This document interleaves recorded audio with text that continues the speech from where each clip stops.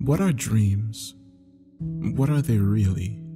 Are they bits and pieces of memories thrown together without design or purpose? Do they whisper secrets of future days to come, or hide secrets from days long past?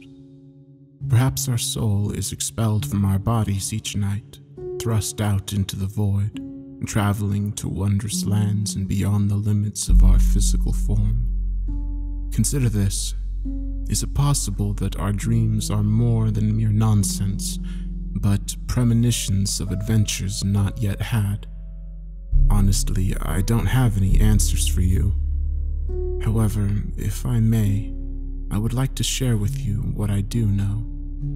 Tell me, have you ever had a dream you felt was so real, your waking life felt distant and dull? Have you ever dreamt a dream that reveals glimpses of your full potential?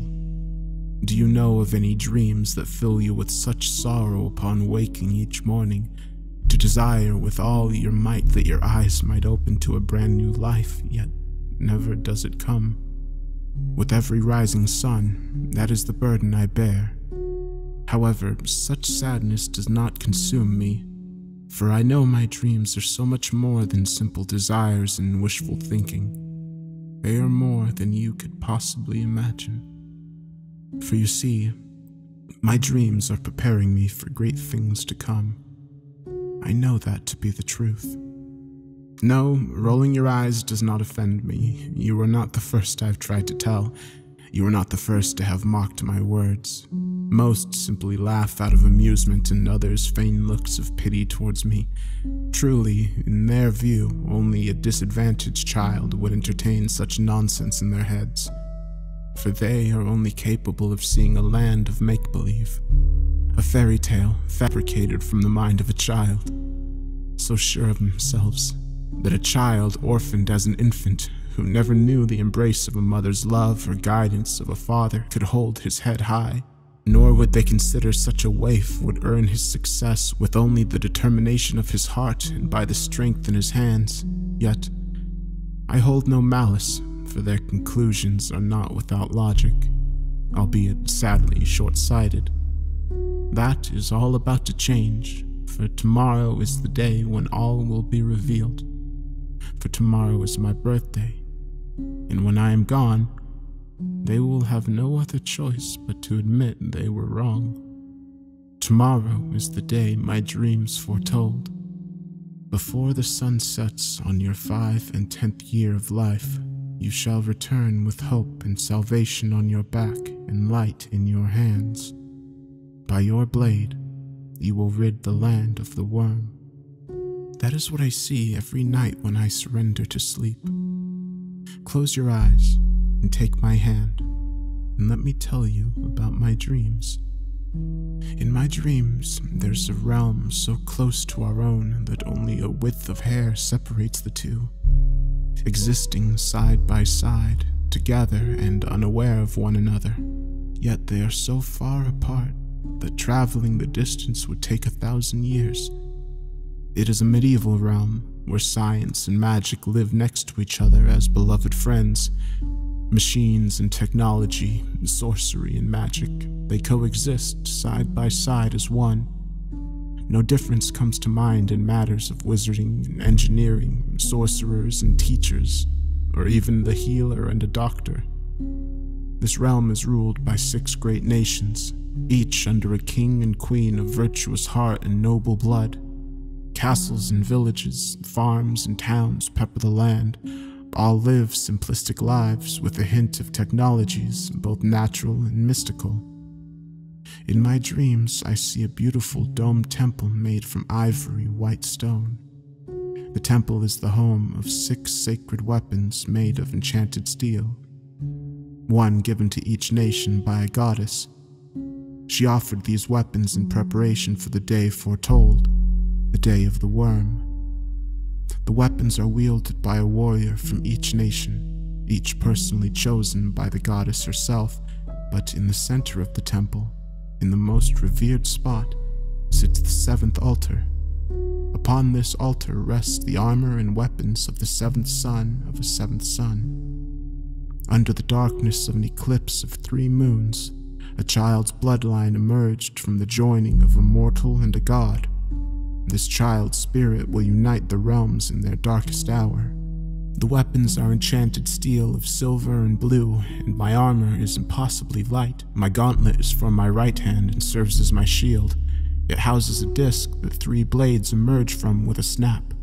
When flung, it obeys my will and lays waste to all of my foes. It then faithfully returns to my hand without fail every time. My sword was forged from the last remnants from creation and cooled with the very essence of life. It is the mortal enemy of rot and decay. It can never be broken. Nothing can shatter its blade, and it is impervious to impact. Never will its edge be dulled. The jewel in its hilt is my symbol and banner. It is the eye that shines a light that can ignite the passion of an oppressed people when hope has seemed to be lost. In my dreams, I see a day in which black rain falls from the sky. Viscous, ropey strands of greenish-black tar pour from the clouds. Anything it touches immediately begins to decay and corrode. The arrival of the worm is heralded by a clap of thunder as his fortress bursts through the clouds. It pierces the land like a dagger stabbed into flesh upon impact with the land. The castle of the worm is a jagged and pointed crystalline citadel with bulbous blister-like domes upon it. This is the throne from where the worm will conquer and reign.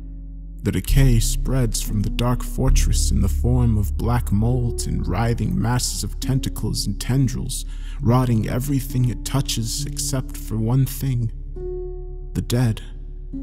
Every warlord needs its pawns. The dead are absorbed and used as vessels for the worm's decay to take form. They are the eyes, the foot, the iron fist of the worm. The worm fills its ranks with the deceased and slain flesh of the surrounding villages with a gluttonous appetite. The blisters from the walls of its fortress are then released, and its army of decayed and mindless drones carry the smelly, rotting mass into the heart of all 6 nations. It will plant itself into the ground and become extensions of the mind and will of the worm. From here, it will wage war against every man, woman, and child. It will fight with the decomposing faces of their neighbors, friends, brothers, and sisters. In my dreams, I see the goddess blessing the 6 kings from each nation before spiriting away the 7th set of armor and weapons from the walls of the vulnerable temple. She hides the items in a place far from the worm's reach, where they will wait until claimed by the child foretold to come.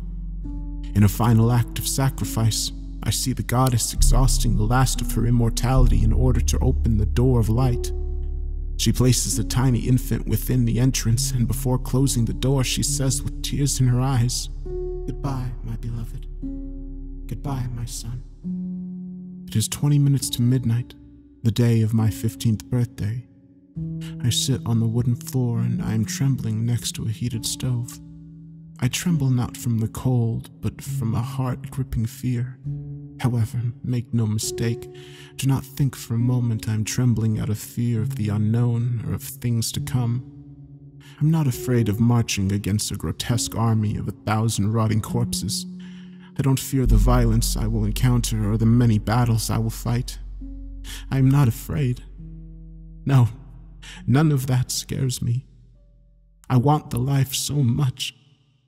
Do you want to know what really scares me? What has filled me with such terror and dread? What scares me the most is this. I'm so afraid that when tomorrow finally comes, it will come and go like any other ordinary day.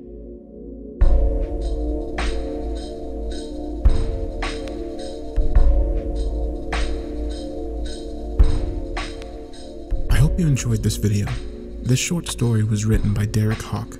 If you'd like to read more of his work, I will link to his page in the description. And if you have any suggestions for stories or topics you'd like me to make videos on, feel free to leave a comment letting me know. With that said, have a good night.